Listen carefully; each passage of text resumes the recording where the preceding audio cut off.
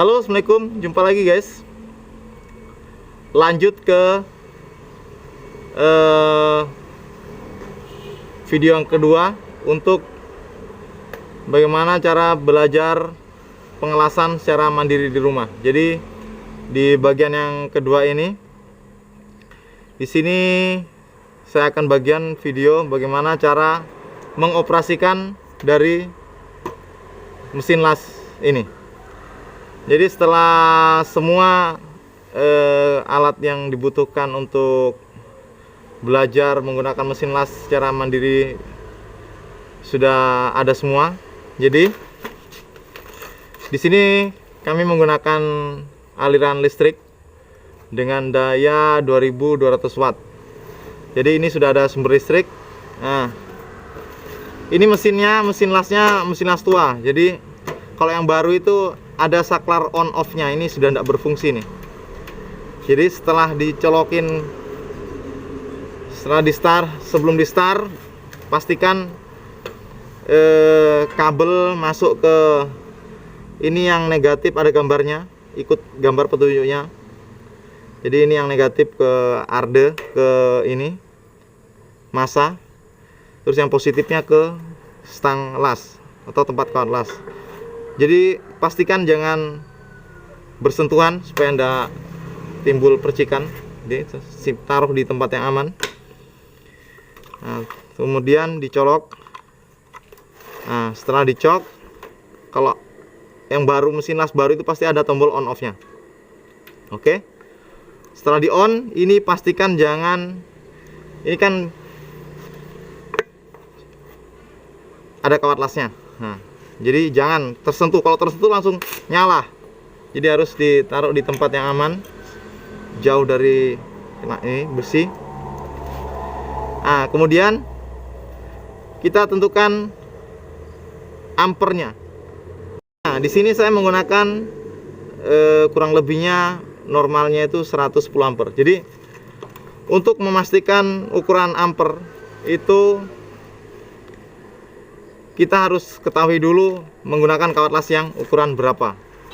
Jadi kalau membeli kawat las itu, kalau mau menggunakan kawat las, di sini itu sudah ada cara penggunaannya. Jadi untuk tipe yang ini, tipe kawat las ini dengan diameter ini adalah kawat las RD260, tipenya RD260, besar diameternya 2,6, panjangnya 350 mili. Nah, di sini ada keterangannya. Untuk mengoperasikannya itu mesin las besaran 2,6, panjang 350 mili, itu main ampere, volt ampernya, current range ampere itu berkisar antara 60 sampai 110. Oke, jadi mesin las saya ini enaknya kalau saya pelajari biasa saya gunakan dengan 110 ampere. Karena masing-masing mesin las itu pasti beda-beda. Kenapa di sini diterakan di sini antara 60 sampai 110. Nah, kalau menurut pengalaman saya itu biasanya pasti yang pertama mesin las itu beda-beda merek. Jadi tegangannya atau apalah itu pasti beda. Terus yang kedua, seperti media yang mau dilas, tipis atau tebal. Jadi kalau tipis, kalau terlalu besar busur apinya kan bocor. Jadi bisa dimainkan ke titik rendah. Jadi paling rendah minimalnya itu 60, maksimalnya 110. Nah, kemudian itu sumber daya listrik. Jadi beda tempat pasti beda-beda tegangannya, karena ada yang kadang bagus stromnya 220 volt, kadang hanya 200 volt. Pernah juga saya alami karena panjangnya kabel, jarak antara meteran kabel dari meteran listrik ke tempat kerja itu sekitar 200 meter, itu strom drop sampai di angka 160 volt.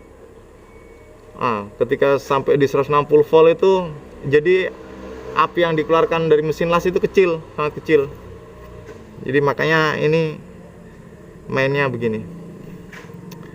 Oke, jadi kalau idealnya untuk mesin las seperti yang tipe yang saya pakai, yang saya gunakan ini MA 200 ampere, ini mainnya di angka 110 ampere. Oke. Jadi untuk menentukan ampernya bisa dilihat di kemasan dari kawat las ini. Oke, bagaimana cara mengoperasikannya?